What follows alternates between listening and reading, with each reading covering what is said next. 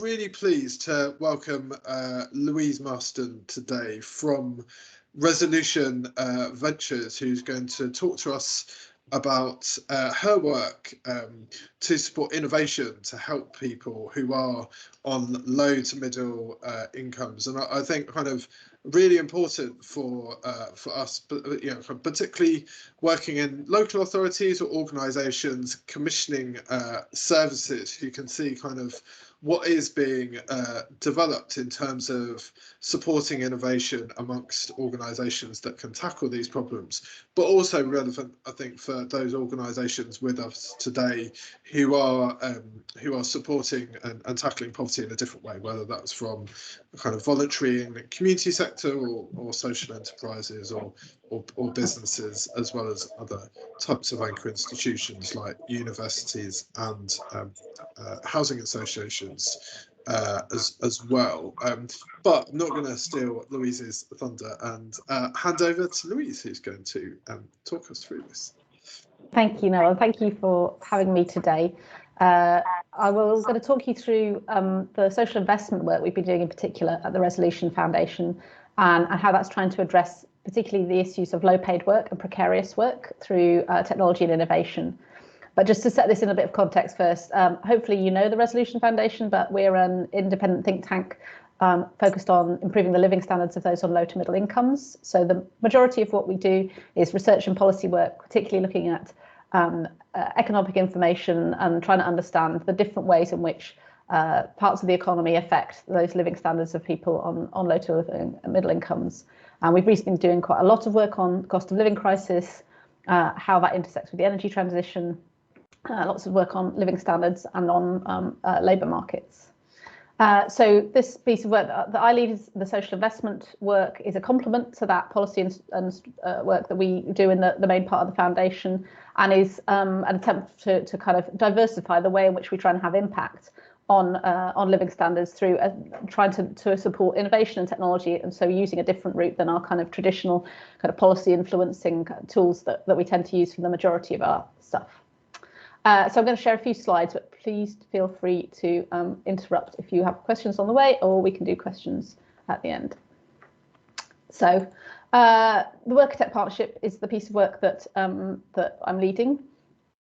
So what I'm going to try and cover in the slides is a bit about what this is, what we're trying to change with it, what tools we're using to do that, and what are the next things that we're doing. And I'll try and cover a bit of context in terms of how different parts of the ecosystem that we think about in terms of improving work can kind of come together on this.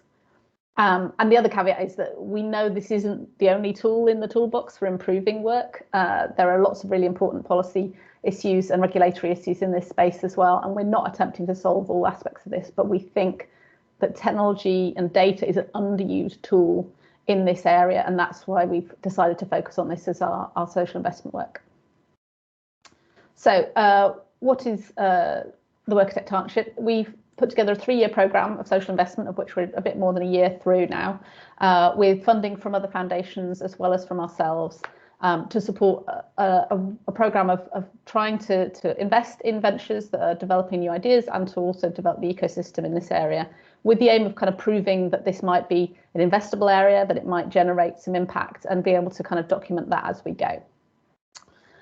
So combining the work we've done so far in this 3-year programme, and as well as a pilot phase that we did through the Resolution Trust starting in 2017, we have a kind of portfolio of now about 16 different ventures, or maybe a little less, 14 ventures, looking at a few different areas. So one is worker voice and power. How do we kind of give people tools to campaign, to kind of develop voice and aggregate information from workers to improve conditions? Give people information to make better choices. Sometimes that's about careers and about choosing jobs, and sometimes that's about the different types of work and different ways of working. Tools for addressing well-being questions. So sometimes that's about specific groups of people. One of the ventures here addresses particularly issues of unpaid carers and the challenges of balancing work with unpaid care. And sometimes it's about just the way in which people work, adapting to more friendly policies. And then skills and training, building skills and opportunities for people, often by giving them a better information, maybe more nuanced or personalised information about the world of work. I'll go through some of those examples in a bit more detail as well. So this is my noddy diagram, not necessarily approved by the research bit of the foundation on what the world of work looks like. So we think about the scope of this project in terms of transitions into work, how you improve conditions while you're at work, and how you progress within a job. So we think about the type of activities that we're trying to influence in terms of how people access training, how they go about searching for a new job, how they might decide on careers, make bigger, broader choices about career progression, and how they might negotiate better conditions or pay at work, and how they might seek promotions at work. So some of that's about individual action, how people can use information, take better decisions within the system that they're operating in, how they can have greater power and agency. And some of it's about collective action. How do we aggregate the voices of people to improve aggregate conditions for a large group of workers? And some of the things that we back try to do both of those things, and some of them operate more on one end or the other of the spectrum. When we say better work, there are lots of ways of defining better work. There's some really good reference points. The Learning and Work Institute have done some good work on a London audit of better work. The Taylor Review proposed a whole bunch of very detailed measures on this. We kind of have our own kind of way of interpreting those measures and those approaches into some impact metrics that we try and measure, but I kind of summarize them as pay, prospects, power, and progression. Those are the things we want to improve. The one that doesn't fit in that category that I sometimes add on is well-being. So I think sometimes that kind of gets missed out, but people's experience of work includes how friendly it feels, how welcoming it feels, a bunch of other things which kind of sometimes get missed out of those more tangible aspects. So we try and include well-being in there too. In terms of who we're trying to help, our focus on who the workers are we're trying to help with this is low-paid workers primarily. So I tend to think of that in terms of the lowest pay quintile, so the lowest fifth of the income spectrum. So we have a definition of low-paid work, which is 2/3 of the median. So that is around the same level. It's slightly below it. And then that intersects with a bunch of other issues. So the other issue we're particularly interested in is precarious work or insecure work in different ways. And that presents in a whole bunch of different ways. So that can look like lots of different things and sometimes has higher income levels overall, but the unpredictability and the insecurity of it presents its own problems. And we find that those groups tend to intersect with other problems in the labour market, so lacking voice and representation, lower qualifications, access to training, and so forth. And we kind of spell those out in more detail, that people who are in low-paid work tend to experience lots of other problems in the labour market. So by targeting this group of people in particular, we hope to address a whole bunch of issues which potentially are much broader across the labour market.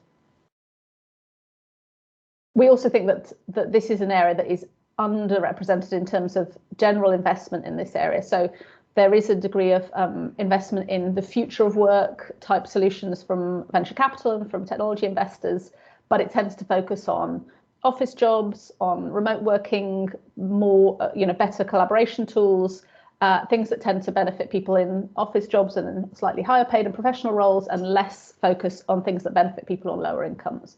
So that's a gap that we have identified that is a reason for focusing on investing in this area. So what does technology have to do with any of this? We know that there are a bunch of problems with low paid work.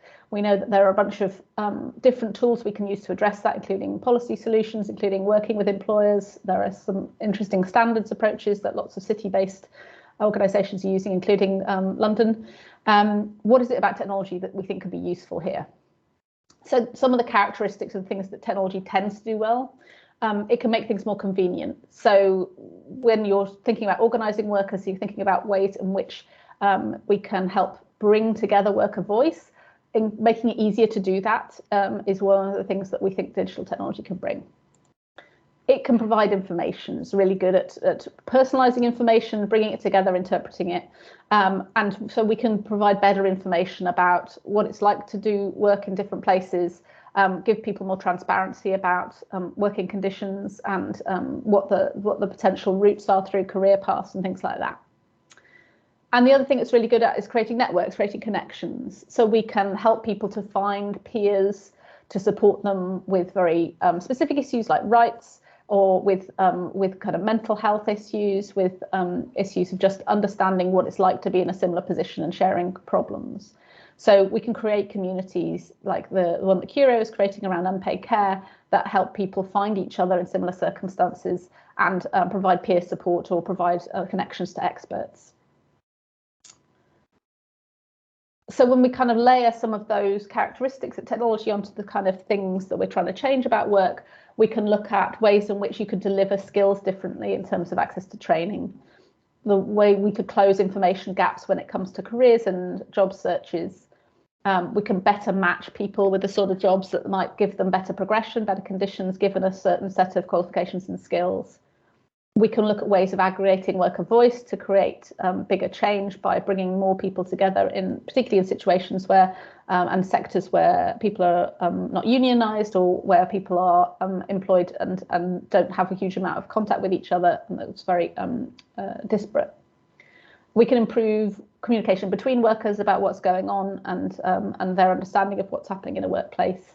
And we can aim to remove restrictions on worker choices, where those might be things like transportation and childcare that limit the opportunities that people have access to. So those are the sort of opportunities we think we're looking for when we go out and look for ventures to invest in and people who we could fund to develop new ideas. We may well be missing other stuff, but that's our kind of our overview of it. And then we think about, this is a kind of subset of our theory of change, a kind of simplified version. I won't aim to go through all the detail of it, but I'll share the slides afterwards so you have a look through it. But broadly, we're looking at a few different routes to creating that change. The most direct routes involve offering a service to employers or to workers that can be used by them to make choices that then create better work for those individuals.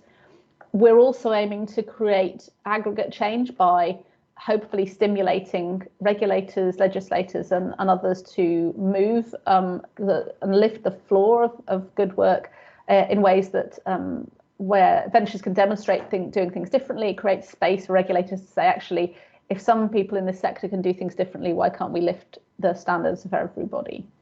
And we're hoping also that we can, in the long term, create change across the sector where a venture doing things differently or creating a different offer for an employer can improve the overall offer that sector makes to employees and change practices and norms in a broader sense. So that the kind of upper end of our ambition for kind of systems change and for impact of this program is creating influences on bigger institutions to change their practices, not just directly from the ventures themselves.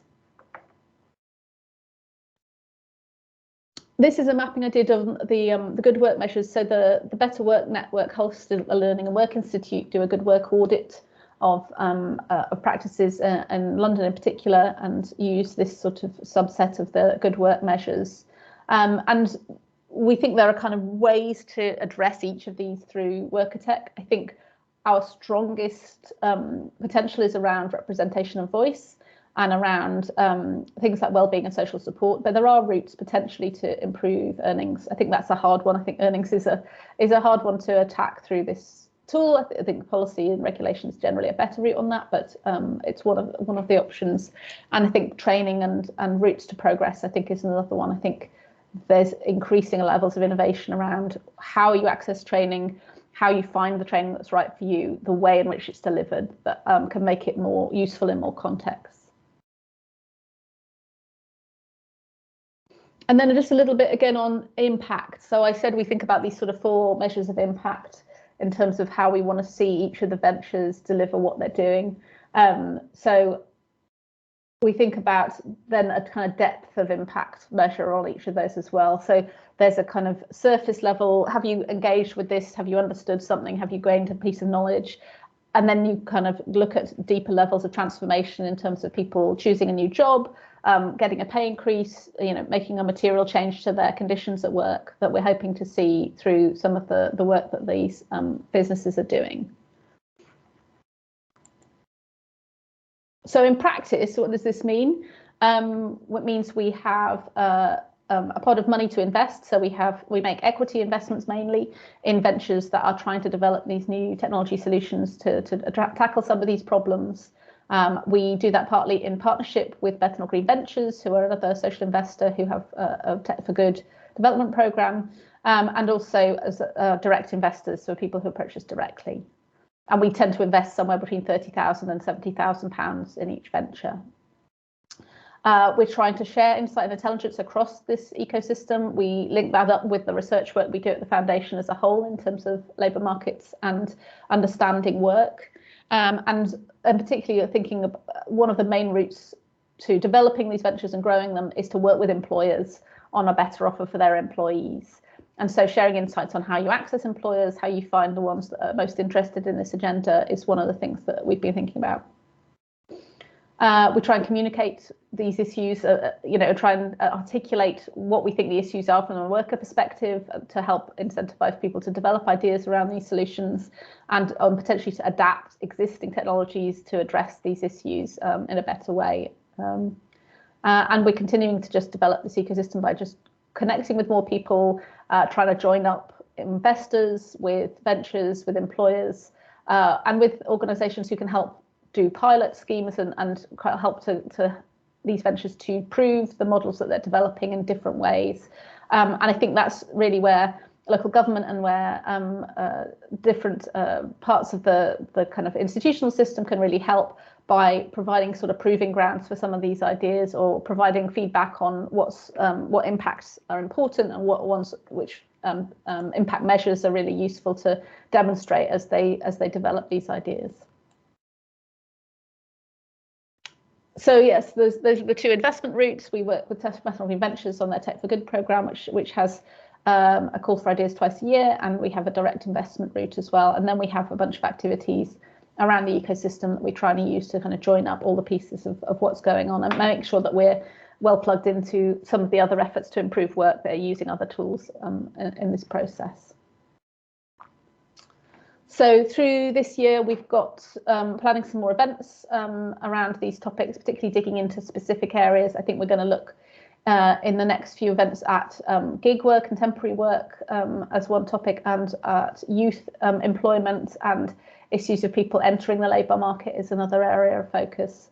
We're going to do some additional research into worker experiences, building on some of the work that we're doing on the research side with the Economy 2030 inquiry that we're running at the moment, which is taking a very broad look at lots of different aspects of the economy in the next decade and how we might want to adapt and change the UK economy. So drilling into kind of specific types of worker experiences in different contexts and how we think technology might play a role in addressing some of those issues. And we're going to be further developing our impact measurement approach and helping support all of the different companies that we're backing with their impact measurement and how we can aggregate that to take a bigger picture view of the sort of change we might be able to develop here. So I will stop sharing there. I'm very happy to take questions. Thanks for that, Louise. That was really informative, and that theory of change you showed actually could be reused for other contexts, kind of amongst organisations on this call, because it kind of sets out kind of the different parameters that we need to think about. And I was just going to pick up on that. Obviously, you share the theory of change and the kind of the evidence base to the ventures developing the ideas. How do those ventures reach out to their audiences? Because some of those audiences are kind of difficult to reach because of the precarious nature of their jobs to start with. They take a whole different range of approaches, but it is definitely one of the big challenges. So some like Worker Feedback Club, who we've supported for quite a while now. They're working specifically on the construction industry and how to aggregate what's happening on a building site, given that those workers are employed by lots of different employers. Some of them are temporary, some of them are employees, some of them are through an umbrella company. But from the lead contractor point of view, all of them are contributing to the project. So they're working directly with the lead contractor who's in charge of that site to deliver information about all of those workers and their experiences up in an aggregate way to the employer. So they're partly leaning on the incentive of the employer to kind of at the top of the tree to be interested in that information and to help disseminate it. But they're also leaning a lot on, so they lean on the constructor to get access to the site in the first place. And that posed a bit of a problem in COVID when they couldn't get in-person access to those sites. But they also then lean on kind of trying to develop trust. So trying to establish that they have the workers' best interests at heart, and we help them to kind of to secure that. They use our name, and they use our association with Living Wage Foundation as one of the tools that they use to help gain that trust with people, and we hold them to account on whether that's really delivering impact for workers in return. In terms of some of the careers and training ones, I think it's a much harder sell. How do you find people who might not know they want to change careers yet? How do you find people who are perhaps most in need of careers guidance, who may not turn up on their own? And a lot of those organisations are working in partnership with youth organisations, with housing associations, with other intermediaries who can help refer people on as a way of trying to get access to those who are potentially most benefit from some of these tools. But it's a real challenge in a lot of these areas, and something that we kind of continue to help the ventures work on and try and find the right partners who can make those links.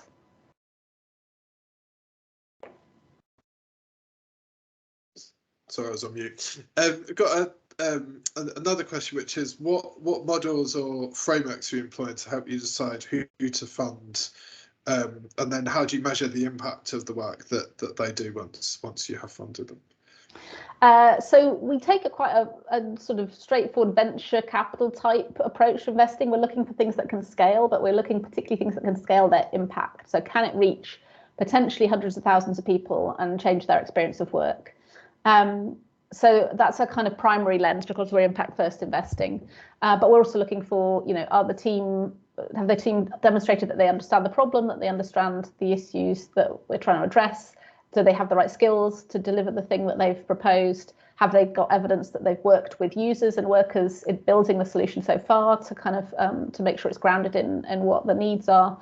So those kind of approaches. So it's a kind of impact investing approach in general, but really with an impact first lens of, first and foremost, can this scale to create a really big change in the experiences of work? And that's partly, can it survive? Can they just run the thing properly? Some fairly basic tests around, are they able to manage this? And partly, if this all goes well, what sort of scale of change is feasible here?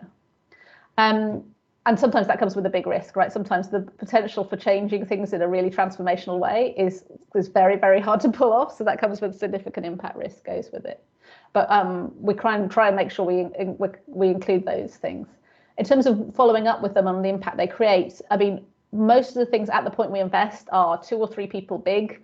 They don't have loads of resources for measuring impact in loads of different ways. We try and agree with them some metrics that will work for developing the business as well as for developing impact. And kind of one of the signals for us investing is that those 2 things align really well. So that as the business grows, the impact will grow with it. It doesn't have to be forced together, so that those 2 things don't work against each other. So mostly in the early days, that's about user growth. It's can you demonstrate people are using it, finding it useful, coming back to it. And then once they've got to that level, it's more about can they demonstrate that people are using it to make a change, that they are getting a job, that they are applying for a job, that they're accessing a training course. Can we show something tangible has changed as a result of their interaction? As they get to later stages and more mature stages, we would look to develop their impact thinking more along the lines of, can you prove it was you that created that change? So the standards of evidence, this follows Nesta's kind of model of standards of evidence. The standards of evidence on impact should increase in proportion to the scale of the venture and how much resource they've got, how many users they've got, the scale of change they're creating. So we start with something that's fairly simple to manage because it's too hard to be doing too many things at that early stage, and try and scale it up as they get bigger. And there's a question here, but which I think you've already answered, about providing support to the projects to increase their capacity. And you're talking about how you do that kind of depending on kind of the level of scale that they've reached. Do you do that in quite an agile way, which might depend on each venture, or is there kind of a sequential, like, accelerator type of process that kind of takes place, which is kind of more structured? Well, we kind of do both. So we lean on Better Agree Ventures to provide the really structured stuff. So stuff that's at the very earliest stage tends to go through that process. And so they get a lot of structured support, and we feed into that and provide mentoring as along the way, but they get lots of structured development support and mentoring through that process. Stuff we're investing directly, we tend to take a more of an agile approach and work with them on whatever the issue is that they are kind of currently facing, and adapt that support to where they are in the process. We do, we kind of work through this, and as we grow the size of the portfolio, want to develop a bit more general tools that people can access, so that common problems that people tend to experience can be, we can provide some sort of support that kind of addresses those issues at the point that they experience them, but then we don't have to redo it each time.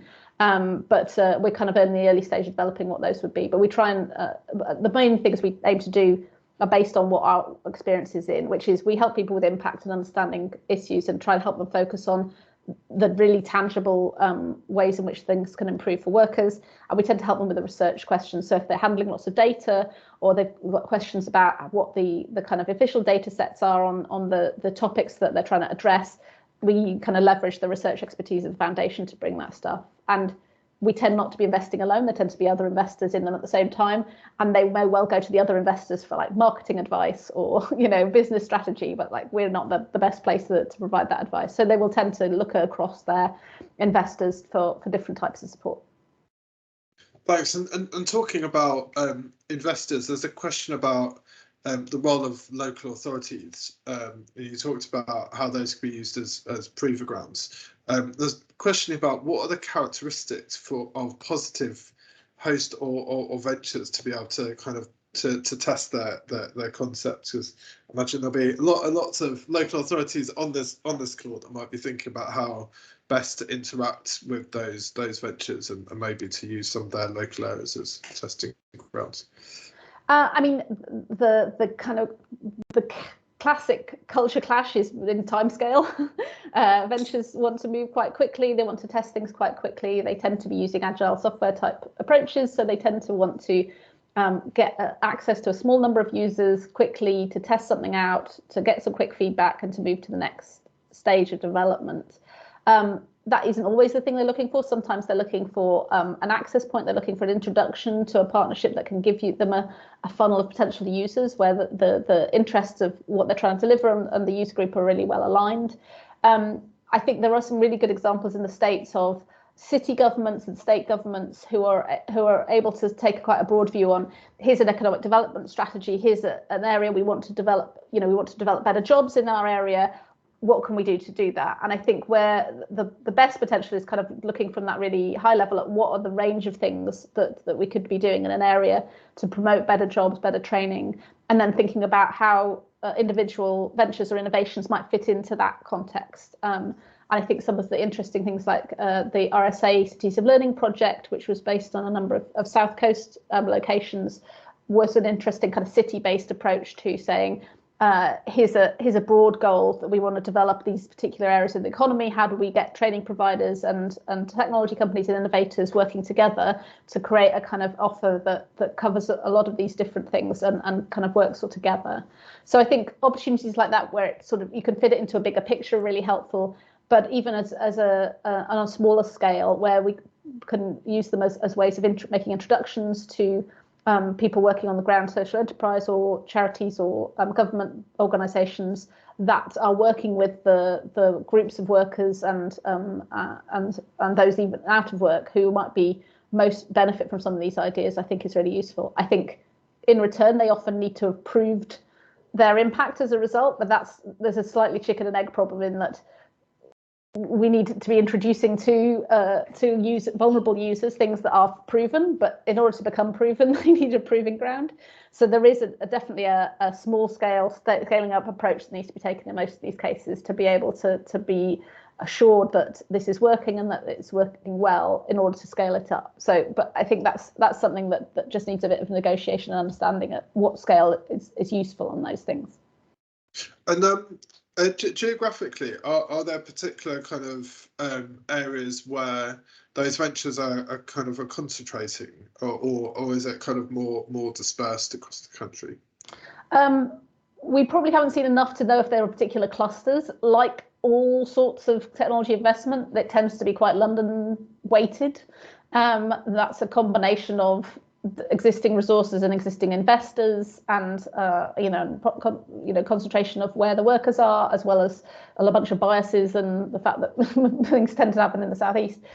So we are working to try and make sure we cover the country really well. But I think, as far as we can tell so far, it's mainly just clustered where the people who are interested in technology and have those skills are clustered. No more than that so far. And there's a final question here before we go into breakouts, which is, what sense do you have of how recruitment practices need to change to make the process inclusive and flexible for those whom traditional practices don't work? It's a really interesting question. There's lots of interesting innovation going on in recruitment, and lots of people really want to apply a lot of technology tools to it, which I think has got huge power and potential, but also huge risks to it. The CDEI, the Centre for Data Ethics and Innovation, worked with the Recruiters and Employers Confederation, I'm going to get the REC, on some guidance on how you could use technology tools, particularly AI-based tools in recruitment, in a kind of ethical way. So I think there's huge potential for removing bias, for looking more objectively at skills and competencies in the recruitment process, and improving diversity by kind of looking at some more measurable things. But there's also really big risks around things like facial recognition, around automated processing of video interviews. Right, it's increasingly common that people will ask people to record a video interview that will be submitted to an algorithm that will then make a bunch of assessments about their posture and their attitude and their answers, that gets automatically filtered before they even get to a human discussion. And there's huge risks with that approach, right? There are lots of issues about measuring the impact of that, and understanding the biases that might introduce as well as remove, that need to be examined. So I think there's a bunch of well-known problems in recruitment around, bias and diversity. Technology can help with some of those, but it can also exacerbate problems. So it just needs to be monitored and used with real care in some of these places. That's really great. I think it's really interesting, given the topic, the kind of the different roles that different actors can play, and I think it's really exciting to see kind of ventures, because I mean, I guess the kind of the stereotype of startups has often been startups focusing on kind of making kind of more and more money, and so a target audience of people on low incomes is rarely the target audience of those organisations. But that, which is why I think the kind of the ventures that you're supporting are are breaking new grounds and have to tackle kind of all kinds of challenges that maybe other startups don't have to face, which is, I guess, also a spur for innovation as well. So we're going to go into a breakout, and kind of a couple of areas for discussion. One is, kind of what work is your organisations doing to help people kind of on low incomes, whether that's kind of practical work or commissioning or thinking or research. And the second one is, with the kind of the ventures and the types of ventures that Louise talked about, kind of what opportunities do you see kind of with your organisations or local areas in kind of working with those? And we've also got a Jamboard here if you want to add your insights kind of on the virtual post-its as well. So we're going to go into breakouts between now and just before 5:02, and then we'll come back to finish off the session and say thanks to Louise. So hopefully the tech should work and you should all be going into your breakouts very soon.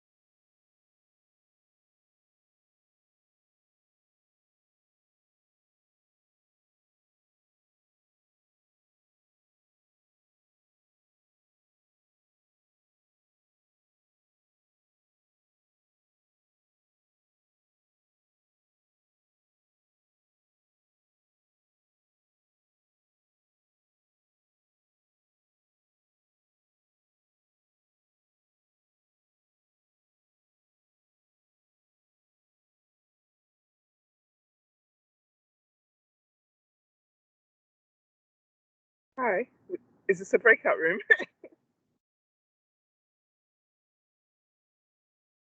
You're waiting to leave.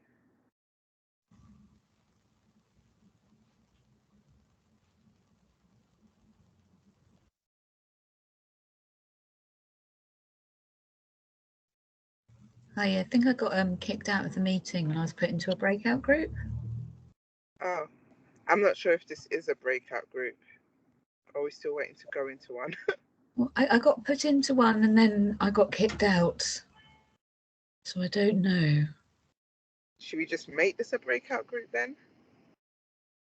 I guess so. Does anybody want to share what they're doing? Their services? I think it might just be you and me. I'm happy to share what I do. Yeah, go ahead, tell me. So I work on the Westminster Employment Service. So we are a dedicated recruitment service specializing to help Westminster residents get back into work. So anybody on their career journey into employment. And what we do is we've got 9 different projects, 9 different services within our service, should we say, just to specifically help those different groups of people. So we've got a project called Faces, that's like families and communities into employment. We've got the Help Project. They work with Westminster residents at risk of homelessness.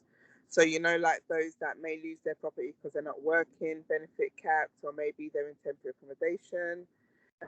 So the end goal is always to get them into work, but we help with the housing element. We've got a IGXU team, an integrated gangs unit. So they work with people affiliated and at risk from exploitation into gangs. We've also got a West for All service, which may cover anyone that doesn't fit any of those other groups. We've also got a care leavers employment team, and they work with care leavers. So what we try to do is we try to see, we are embedded within the community, and we can see that there is need. And I guess experience has taught us that one method doesn't fit all. So each different team has maybe 5 or 6 caseworkers, and they all have like a caseload of maybe 30 to 40 clients.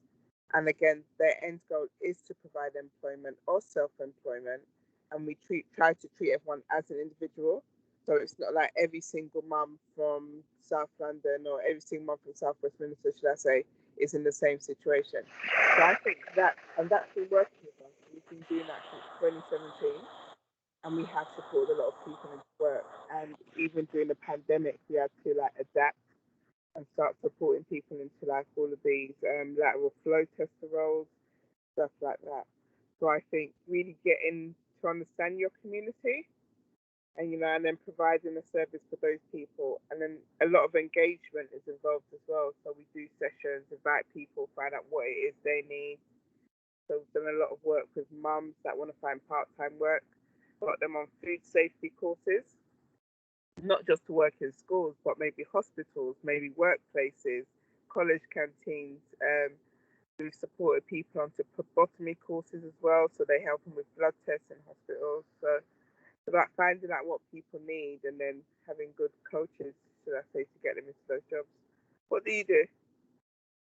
So you've got that kind of real kind of like person-centered, Yes, wraparound approach. It does seem like lots of local authorities are trying to move that way, but it's quite tricky when kind of resources are kind of not ring fence, but resources are often kind of only for specific things. yes. You find yourself going, well, if we could just like buy this man a lamp for £10, he'll be fine, but we can't do that. We have to do this whole other process. Or with us, you've got to do maybe a couple of forms to get a £10. Yeah, and it's kind of gets in the way of delivering that kind of what the person needs. And we've seen that need those effects. So again, each manager for each of our teams has a procurement card. So there are some certain things we can do. And like the help team, especially with the housing, somebody can be moved by the council, but there's no guarantee that they've got transport. Yeah. So they have to leave this place because their rent charge is starting at the new place tomorrow morning. And, you know, sometimes people just hold on to the two properties and then they put themselves in financial difficulty. So there's lots of stuff. But yeah, having a procurement card and being able to arrange for a man in a van for 2 hours, you know, it avoids that person a week on two properties that they're not benefiting. So yeah, I don't know.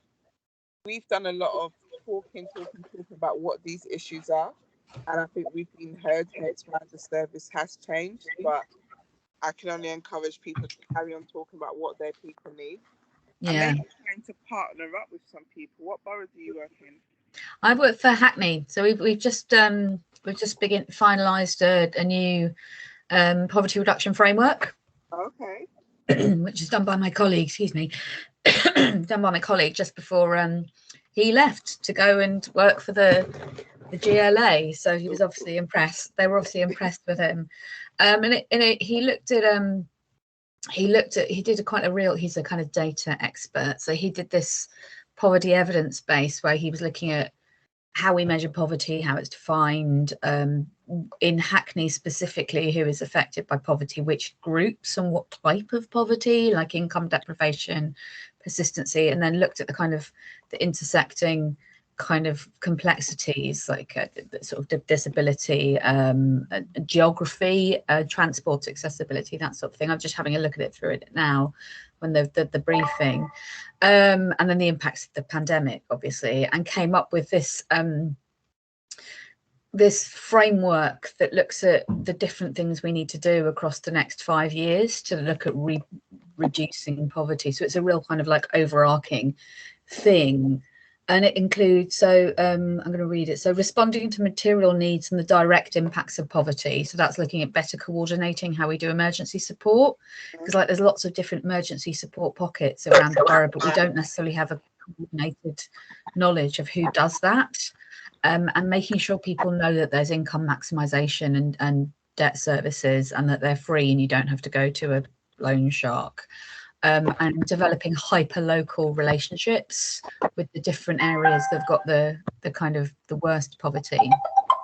And then the second one is tackling low wages and the cost of living. Goodness knows how we're going to manage doing that, because that's, you know, a national thing. My train fares have just gone up astronomically. So prevention, early intervention, identification of needs. So that's a bit more about thinking about how we share data better across the council with different areas that work with differently impoverished groups, adult services, children's services, libraries, and then thinking about the ways we work, like you were saying, developing those kind of skills that enable us to deal relationally with people, that think about trauma-informed practices, because I don't know if councils are always very good at thinking about how traumatized some of our residents are that have the kind of most need of these kind of interventions. So thinking about how we can embed trauma-informed practices and developing our kind of place-based approaches as well, thinking about how we can become better embedded in the community rather than being seen as this kind of like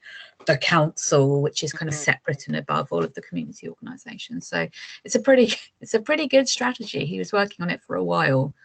Good luck with it. So yeah, how it's actually going to work in practice. I think it can. So it's good. There's a lot of great stuff there. Maybe what you could also do is maybe tap into like local organisations. Yeah. What we find in Westminster is that a lot of them have a social responsibility commitment. You know, Absolutely. Maybe they have a training team and they've Yeah. got trauma related training. Maybe they can deliver that. You Yeah. know, We've actually got someone that's Jenny, who's kind of one of the strategic leads of this, is a trauma informed practitioner herself. So she's been trying to find out ways that we can, and I'm a big believer in this as well, think about how we don't just train council staff and we don't just support training for voluntary community services staff, but we think about how we can train everyone in the same place. Yeah. So that again, so it's not this kind of separate thing. I used to work with our advice network, which is 20 different funded organizations that do income maximization and debt advice and that sort of thing. And I really wanted the advisors who work for those organizations and our customer service staff who work on telephones, I really wanted them to go to the same training because they're so often in opposition, like feel like they're in opposition. You've got these advice providers that are trying to help somebody who's in the office, who's in a really bad situation, and they just need their council tax, an arrangement to pay it back. And then they call someone at the council and whose kind of job it is to kind of protect the council's financial resources. And you end up with this really unnecessarily combative approach to helping a resident, but ultimately what we want is the same thing. We want a happy, healthy resident who is financially independent and stable.